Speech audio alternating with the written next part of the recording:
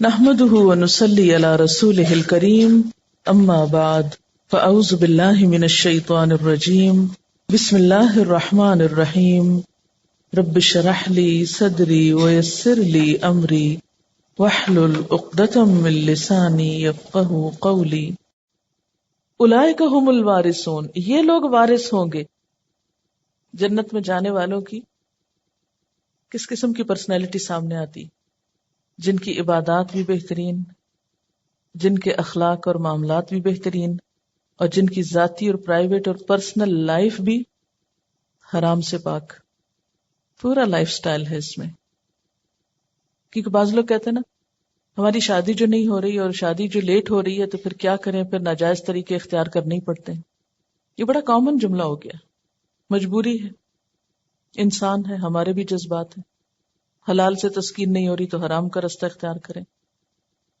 ایک بہت پرسکون، کام، کول سی شخصیت سامنے آتی ہے، لیکن سست نہیں، ایکٹیو بھی ہے، مسلسل مصروف عمل بھی ہے۔ اس میں آپ دیکھیں کہ جیسے سورۃ البقرہ میں متقین کی صفات میں یہ چیزیں دیکھی گئی تھی نا، تو اس میں بھی متقی کی صفت کیا ہے کہ بہت کانشیس ہوتا ہے، اور یہاں راعون کہہ کر پھر ایک کانشیسنس کا احساس ہوتا ہے کہ جیسے ایک چرواہا کانشیس ہوتا ہے، وہ پیچھے نہیں پڑا ہوتا بکریوں کے۔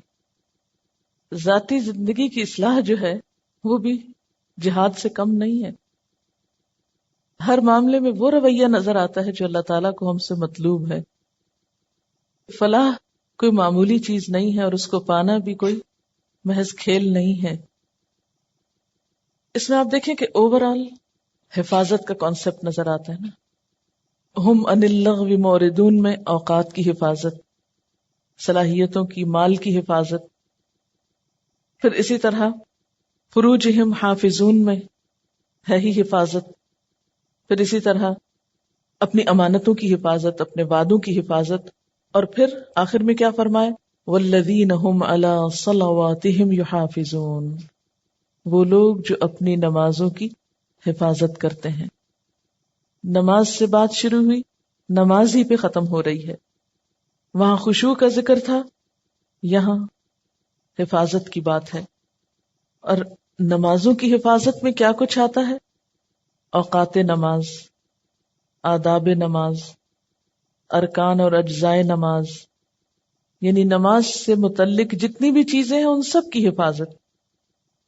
پھر اسی طرح نمازوں کی حفاظت میں نماز پڑھنے کے بعد کا عمل بھی آتا ہے، کیونکہ بعض اوقات ہم نماز تو خشوع سے پڑھ لیتے ہیں اور سلام پھیرتے ہی جھگڑا شروع کر دیتے ہیں یا بچوں کو ڈانٹ ڈپٹ شروع کر دیتے ہیں، تو یہ بھی نماز کی روح کے خلاف ہے، نماز میں خشوع پیدا کرنے کی کوشش کے خلاف ہے۔ نماز کی حفاظت کرنے والا، جسے کہتے ہیں نا حج عمرے کو سنبھالو، تو یہاں کیا ہے؟ نماز کو سنبھالنے والے، نماز کی جو عزت اور احترام ہے اس کا بھی پاس رکھنے والے۔ یہ نہیں کہ آپ نماز پڑھیں اور لوگ آپ کی نماز ہی کے آپ کو تانے دیں، اچھے نمازی ہو تم، جیسے کہ آج کل عام طور پر یہ شکایت ملتی ہے۔ تو اس میں یہ کہ سب سے پہلے تو اپنے جان، مال، عزت کی حفاظت اور اپنے آپ کو برے انجام سے بچانے کی حفاظت بھی تو آتی ہے نا۔ یہ سارے کام کر کے دراصل ہم خود کو محفوظ کر رہے ہیں، اپنے انجام کو محفوظ کر رہے ہیں۔ اولئک هم الوارثون، یہ لوگ وارث ہوں گے، کس کے؟ الذین یرثون الفردوس، جو وراثت میں فردوس پائیں گے۔ فردوس کیا ہے؟ جنت کا اعلی حصہ، جہاں سے جنت کی نہریں بہتی ہیں۔ فردوس کا لفظی معنی ہوتا ہے سرسبز وادی۔ اسی جنت کے لیے آپ صلی اللہ علیہ وسلم نے مسلمانوں کو دعا سکھائی، اللہم انی اسألک الجنت الفردوس۔ آپ نے فرمایا جب اللہ سے سوال کرو تو جنت الفردوس کا کیا کرو۔ حضرت انس کہتے ہیں کہ ربیع بنت نضر کا بیٹا حارثہ بدر کے دن ایک غیبی تیر سے شہید ہو گیا، تو وہ آپ کے پاس آ کر کہنے لگی مجھے حارثہ کا حال بتائیے، اگر وہ خیر کو پہنچا تو میں ثواب کی امید رکھوں اور صبر کروں، اور اگر نہیں پہنچا تو میں اس کے لیے دعا کرتی رہوں۔ آپ نے فرمایا ام حارثہ، جنت میں بہت سے باغ ہیں اور تیرا بیٹا تو فردوس بری میں داخل ہوا ہے، جو جنت کے اوسط میں بلند زمین اور سب سے بلند مقام ہے۔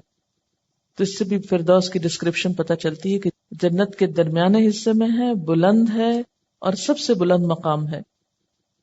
تو یہ لوگ جو کہ مسلسل کوشش کرنے والے ہیں، اس لیے ان کی کوششوں کے صلے میں فلاح کوشش کرنے والے کے لیے. مفلح کون ہے؟ جو کوشش کرتا ہے، بلندیوں کی طرف جاتا ہے. تو ان کی بلندیوں کا یہ سفر کہاں جا کر ختم ہوگا؟ جنت الفردوس میں. ان کو یہ جنت وراثت میں ملے گی. اچھا، یہ جو پیراڈائز لفظ ہے نا، یہ بھی فردوس ہی سے ملتا جلتا ہے، کیونکہ دوسری زبانوں میں بھی اسی سے ملتے جلتے لفظ جنت کے لیے آتے ہیں. مثلا ہیبرو میں آتا ہے پردیس، پیراڈائز، پردیس، فردوس، ساؤنڈ ایک طرح سے کرتے ہیں. ارمنی زبان میں آتا ہے پردیس، سریانی میں آتا ہے فردیسو، یونانی میں آتا ہے پارادائسوس، لاطینی میں پاراڈائسس اور عربی میں فردوس. کلدانی زبان میں پردیسیا، سنسکرت میں پردیشا. تو یہ یعنی ایک نون جگہ ہے، ان نون جگہ نہیں ہے، لیکن اس تک پہنچنے کے لیے یہ صفات ضروری ہیں جن کا ذکر کیا گیا ہے. یہ جو وراثت میں چیز ملتی ہے نا، یہ اپنی کمائی سے نہیں ہوتی، یعنی صرف ہماری کوششوں سے ہی وہ جگہ نہیں ملے گی، بلکہ ان کوششوں کا انعام ہوگا. ایک طرف بھی نماز، دوسری طرف بھی نماز، اور بیچ میں انسانی تعلقات اور ذاتی اور پرائیویٹ زندگی. تو کس طرح نماز، وہاں بھی آپ نے حق جہادی میں بھی دیکھا کہ دائیں اور بائیں نماز، یہاں بھی کامیاب ہونے والوں کی صفات میں دائیں بائیں نماز. تو گویا اس کے بغیر تو کچھ مکمل ہی نہیں. 6 نکاتی ایجنڈا دے دیا گیا ہے فلاح کا. بظاہر ایسا لگتا ہے نا کہ ان صفات کا اپنانا بہت مشکل کام ہے، لیکن اگر انسان 2 چیزیں اپنے اندر اپنا لے تو مشکل نہیں رہے گا. ایک تو اپنا جو ایم ہے، جو کرنا ہے، اس پر توجہ، اور دوسرے اس پہ کنسنٹریشن، یعنی پھر نگاہ ادھر ادھر نہ ہٹے اور انسان آگے بڑھتا چلا جائے اور ایک دن پا ہی لیں گے. ساری صفات جو ہے آپس میں انٹر لنکڈ بھی ہے نا. اب یہ دیکھیں کہ پہلے خشوع کی بات، خشوع کے لیے لغو سے پرہیز ضروری ہے. جب لغو زندگی سے نکلے گا تو زکوٰۃ کا عمل آئے گا نا. یعنی تزکیہ کے لیے مجھے یوں لگ رہا تھا جیسے کہ لغو اور تزکیہ اپوزٹ ہے نا. جو لوگ لغو میں وقت گزار دیتے ہیں وہ تزکیہ نہیں کر پاتے، تزکیہ کے لیے پھر وقت نہیں رہتا ان کے پاس، کیونکہ وہ جو تزکیہ کے اوقات تھے وہ انہوں نے لغو میں ضائع کر دیے. اور پھر اس کے بعد ذاتی زندگی اور خواہشات کی حفاظت، یعنی اس میں اعتدال میں رہنا. جب اعتدال آئے گا تو امانتوں کی حفاظت اور وعدوں کی پابندی بھی ہوگی، اور پھر اس کے ساتھ پھر نماز کا وقت آئے گا تو اس کی حفاظت. تو اس طرح وہ ایک پورا چین ری ایکشن ہے. ان میں سے جس بھی چیز میں ہم کمی کرتے ہیں وہ ہماری بے چینی کا سبب بنتا ہے نا. نماز خشوع کے بغیر پڑھیں تو بے چینی ہے، لغو میں وقت زیادہ لگ جائے تو بے چینی، تزکیہ کی بجائے آپ اپنے آپ کو ضائع کریں.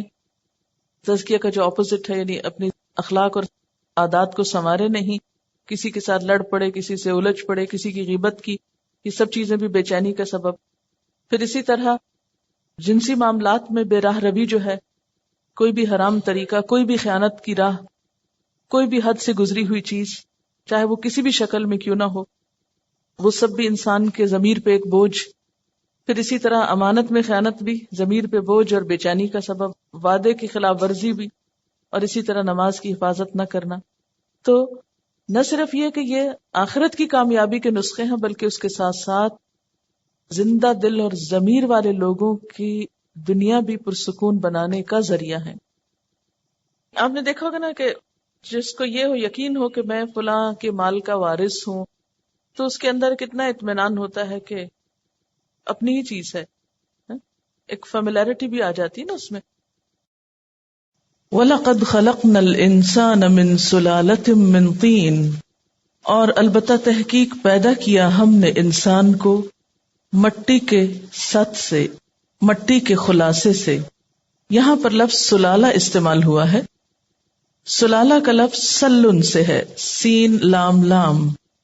سل کا مطلب ہوتا ہے سط، خلاصہ، مغز، نچوڑی ہوئی، کسی بھی چیز سے نکالا ہوا کارآمد حصہ. اللہ تعالیٰ انسان کی تخلیق کے بارے میں فرما رہے ہیں کہ ہم نے انسان کو مٹی کے خلاصے سے، مٹی کے سط سے پیدا کیا. اب اگر آپ لفظ سلالہ پر غور کریں تو بات زیادہ بہتر طور پر سمجھ میں آئے گی. جیسے کہ آپ جانتے ہیں کہ حضرت آدم علیہ السلام کی تخلیق مٹی سے ہوئی، لیکن ان کے بعد جتنے بھی انسان پیدا ہوئے وہ ان کی اولاد تھے. اب ظاہر ہے کہ ان کے بعد جو بھی انسان پیدا ہوئے وہ براہ راست مٹی سے نہیں بنے، بلکہ مٹی کے خلاصے سے یا مٹی کے نچوڑ سے بنے. اور وہ نچوڑ کس طرح کہ انسان جو کچھ کھاتا ہے زمین سے آتا ہے، مٹی ہی اس کو پالتی ہے، انسان ان کو کھاتا ہے. وہ غذا اس کے جسم میں مختلف حصوں کی نرشمنٹ کا سبب بنتی ہے. اسی غذا سے وہ مادہ پیدا ہوتا ہے جو پھر آئندہ انسان کی تخلیق کا سبب بنتا ہے. تو وہ مادہ جو ہے اس کی اصل بنیاد یا اوریجن ہے وہ مٹی ہے. تو اس لیے فرمایا کہ سلالۃ من طین. تو اس طرح تمام انسان گویا مٹی ہی سے آتے ہیں. جیسے کہ قرآن پاک کی ایک اور آیت میں اللہ تعالیٰ فرماتے ہیں کہ واللہ انبتکم من الارض نباتا، کہ اللہ نے تمہیں زمین سے اس طرح اگایا ہے جس طرح نباتات اگائے جاتے ہیں. اب نباتات اور انسان میں فرق کیا ہے کہ نباتات جب زمین سے اگتے ہیں تو ایک ہی جگہ جمے رہتے ہیں، کیونکہ نباتات بھی اپنی غذائیت زمین سے ہی حاصل کرتے ہیں، اور انسان بھی جو کچھ کھاتا ہے وہ زمین ہی کی پیداوار سے. ثم جعلناہ، پھر بنایا ہم نے اس کو، کس کو؟ اس سلالہ کو، نطفتن، نطفہ میں یا نطفہ کی شکل میں. وہ سلالہ اس کو ہم نے رکھا فی قرار مکین، ایک مضبوط ٹھکانے میں. قرار کا لفظ اردو میں بھی استعمال ہوتا ہے، ٹھکانہ یعنی ٹکنے کی جگہ، چین کی جگہ. اشارہ ہے رحم مادر کی طرف کہ جو انسان کی پیدائش یا تخلیق کے لیے ایک مضبوط اور محفوظ ٹھکانے یا پناہ گاہ کی حیثیت رکھتا ہے. اور مکین کا لفظ مکان سے ہے، یہاں پر مضبوط اور محفوظ کے معنوں میں ہے. گویا رحم مادر وہ جگہ ہے جہاں نطفہ کو نشو نما کے لیے مناسب حفاظت بھی ملتی ہے، حرارت بھی ملتی ہے، اور بیرونی خدشات یا خطرات کے تمام اثرات سے وہ محفوظ بھی رہتا ہے. وہاں پہنچنے کے بعد کیا ہوتا ہے؟ ثم خلقنا النطفة علقۃ، پھر بنایا ہم نے نطفہ کو علقہ، یعنی وہ نطفہ رحم مادر میں پہنچ کر علقہ میں بدلتا ہے. اور نطفہ یاد رکھیے کہ سپرم کے لیے بھی استعمال ہوتا ہے اور ایگ کے لیے بھی. علقہ کا لفظ عین لام قاف سے ہے، جمع ہوا خون. ہم نے اس نطفے کو علقہ بنایا. فخلقنا العلقۃ مضغۃ، اور اگلی سٹیج پر علقہ کو مضغہ میں تبدیل کیا. مضغہ کا لفظ جو ہے میم ضاد غین سے ہے. مضغہ کا مطلب ہوتا ہے چبانا. مضغہ اتنی مقدار کا گوشت کہ جس کو انسان چبا سکتا ہے، جیسے بوٹی ہوتی ہے. گویا نطفہ علقہ میں بدلا، علقہ مضغہ میں بدلا. سورۃ الحج میں مضغہ کو مخلقہ اور غیر مخلقہ سے تعبیر کیا گیا کہ اللہ تعالیٰ جس مضغے کو چاہتا ہے ایک مکمل شکل و صورت عطا کرتا ہے، اور جسے چاہتا ہے اسے ادھورا رہنے دیتا ہے یا اس میں جیسی چاہے تبدیلیاں فرماتا ہے. اور یہاں پر کیا فرمایا؟ فخلقنا المضغۃ عظاما، پھر ہم نے اس مضغے کو ہڈیاں بنایا، یعنی مضغے سے ہڈیاں بنی. اگلی سٹیج پر وہاں پر مخلقہ کا لفظ استعمال ہوا، یہاں عظام آیا، کیونکہ انسان کی شیپ ہڈیوں کی وجہ سے ہے. اگر ہم صرف گوشت کا ڈھیر ہوتے تو ہماری شکل و صورت شاید کسی سیل کی طرح ہوتی کہ جو گوشت کا ڈھیر کہیں پڑا ہوتا. تو اللہ تعالیٰ نے ہمارے جسم میں ہڈیاں یا اسکیلیٹن جو بنایا، اس سے ہمیں ایک خاص وضاقت یا ایک خاص شکل و صورت عطا کی. یعنی مقصد کیا تھا مضغہ کو ہڈیوں میں تبدیل کرنے کا؟ کہ انسان مضبوط خوبصورت بنیادوں پر کھڑا ہو سکے. کیونکہ اگر وہ گوشت کا ڈھیر ہوتا تو اس میں کوئی خوبصورتی نہ ہوتی. اور پھر اگر خالی ہڈیاں ہی بن جاتا تو ہماری شکلیں چلتے پھرتے ڈھانچوں کی سی ہوتی. تو اللہ تعالیٰ نے ہمیں ایسی بد شکل صورت میں نہیں بنایا، بلکہ فَكَسَوْنَا الْعِظَامَ لَحْمًا، ہم نے ہڈیوں کو گوشت پہنایا. اور آپ دیکھیے کہ جسم کے مختلف حصوں میں مختلف مناسبت کا گوشت ہے. مثلاً گالوں پر گوشت کی مقدار زیادہ ہے بنسبت ماتھے کے یا آنکھوں کے یا کانوں کے. تو اللہ تعالیٰ نے خوبصورتی کے ساتھ جسم کے ہر حصے کو ہڈیوں کے اوپر بہترین شکل کی سکن دی اور مناسب گوشت عطا کیا، اور یہی موزونیت انسان کے حسن کا سبب ہے. ثم انشأناہ خلقا آخر، پھر بنایا ہم نے اس کو ایک دوسری پیدائش میں، یعنی ہم نے اسے ایک دوسری ہی شکل میں اٹھا کھڑا کیا.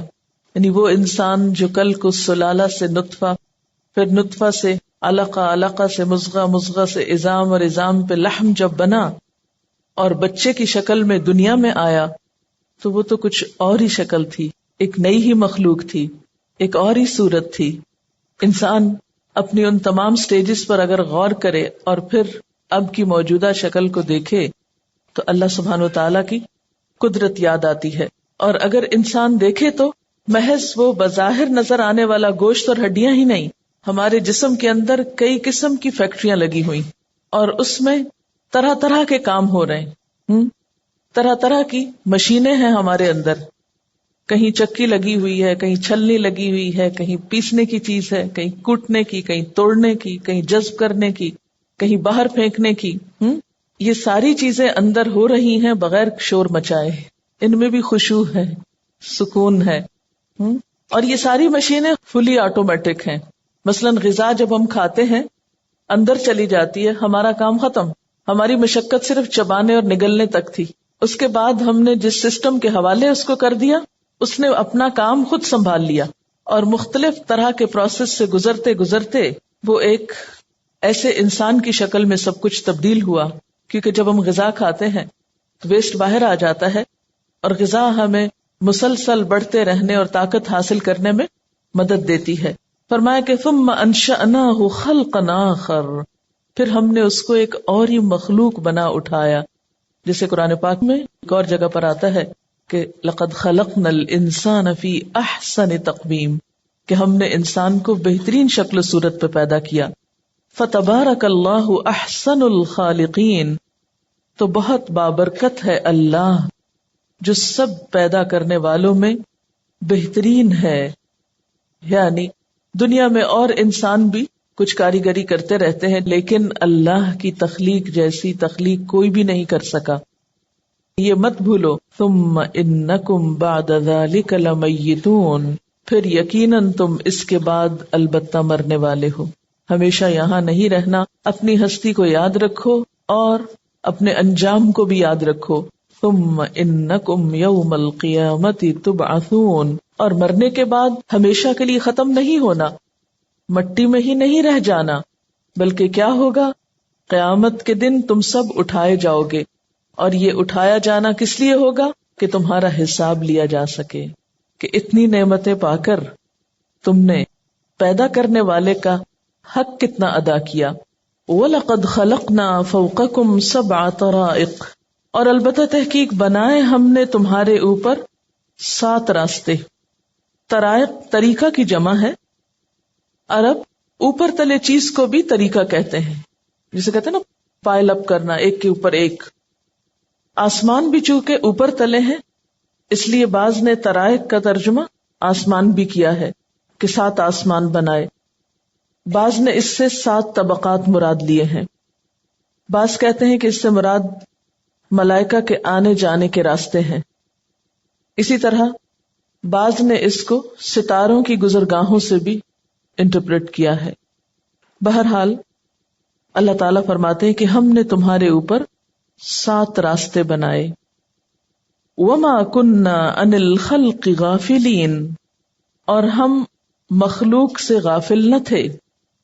خلق بمانا مخلوق، یعنی بنانے کے بعد ہم اپنی مخلوق کو بھول نہیں گئے، ان سے غفلت نہیں اختیار کی، بلکہ ہم نے آسمانوں کو زمین پہ گرنے سے محفوظ رکھا.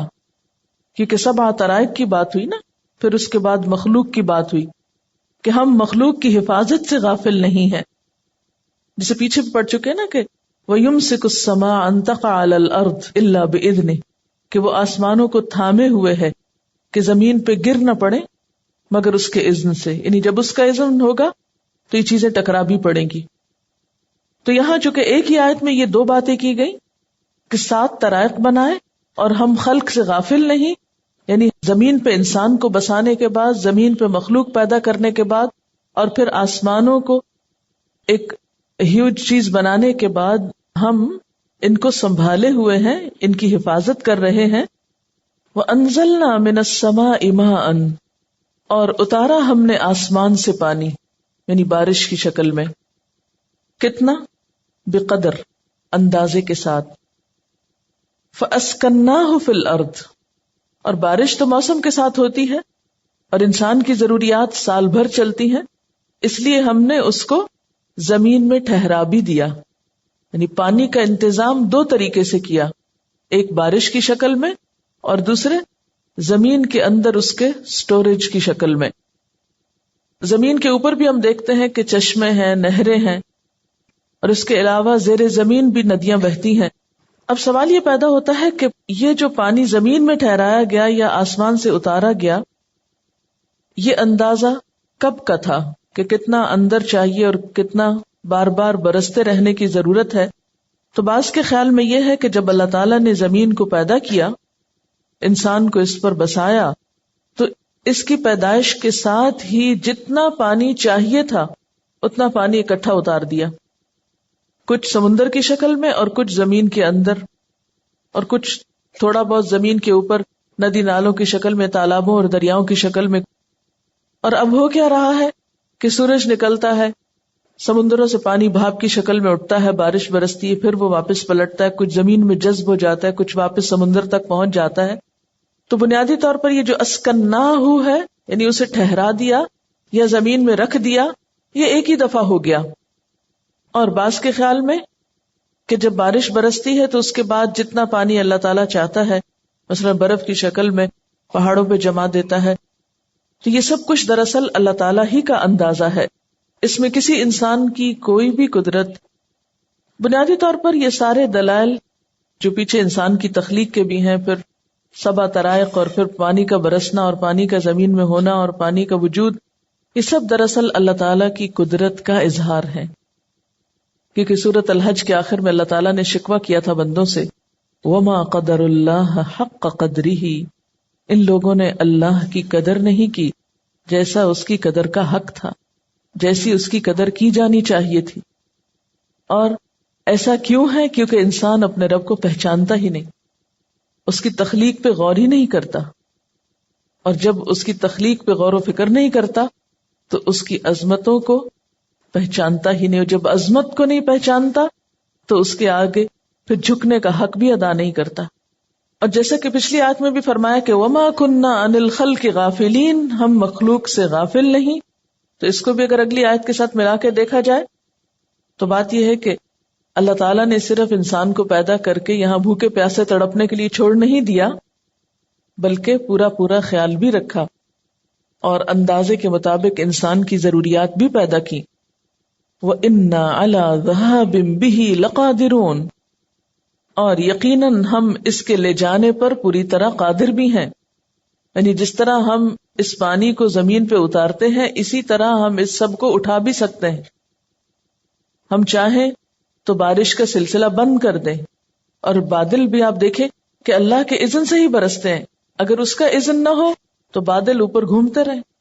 اگر ہم سب مل کے اکٹھے ہو کے بھی ان کی منت کر کے ان کو نچوڑنے کی کوشش کریں یا نیچے اتارنے کی کوشش کریں تو کچھ بھی نہیں کر سکتے.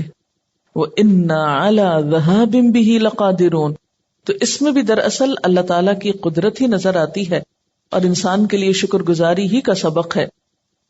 اور پھر نہ صرف یہ کہ ہوا میں تحلیل ہو جائے پانی، بلکہ زمین کے اندر اتنی گہرائی میں جا اترے، اور اندر تو لاوا بھڑک رہا ہے سارے کا سارا، اگر پانی وہاں تک پہنچ جائے تو آپ دیکھیں کہ نتیجہ کیا ہوگا. لیکن ایک خاص اندازے تک جا کے پانی رک جاتا ہے، اس سے زیادہ نیچے نہیں جاتا. اسی طرح ایک خاص اندازے کے ساتھ وہ زمین کے باہر آتا ہے اور مختلف لوگوں کی ضروریات کو پورا کرتا ہے.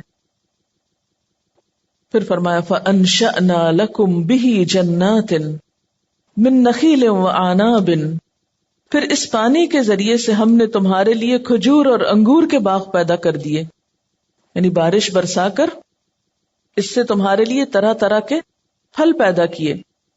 لکم فیہا فواکہ کثیرۃ ومنہا تأکلون، تمہارے لیے اس میں بہت سے پھل ہیں اور ان میں سے تم کھاتے بھی ہو، یعنی ان باغوں میں بہت سے لذیذ پھل بھی ہیں اور ان سے تم روزی بھی حاصل کرتے ہو، یعنی تمہارے پیٹ بھرنے کا ذریعہ بھی ہیں. وشجرۃ، اور وہ درخت بھی اگتا ہے، تخرج من طور سینا، جو طور سینا سے نکلتا ہے، اشارہ ہے زیتون کی طرف، کیونکہ وہاں زیتون کی پیداوار بہت عمدہ ہوتی ہے، یا اوریجنلی اس کی پیداوار کی جگہ وہ علاقہ ہے.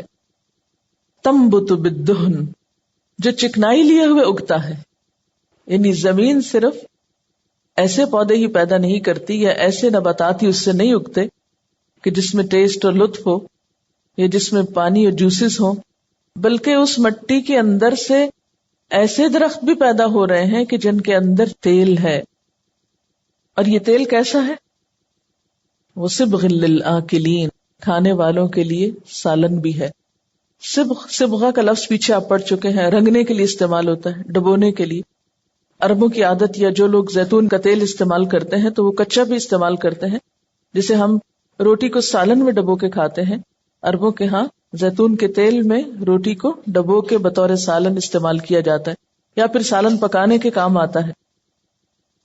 وَإِنَّ لَكُمْ فِي الْأَنْعَامِ لَعِبْرَةً، اور یقیناً تمہارے لیے مویشیوں میں عبرت کا سامان ہے. مویشی کس کو کہتے ہیں؟ گائے، بکری، بھینس وغیرہ کو. ان میں تمہارے لیے سبق ہے. عبرت کا لفظ جو ہے یہ عبور کرنے سے ہے.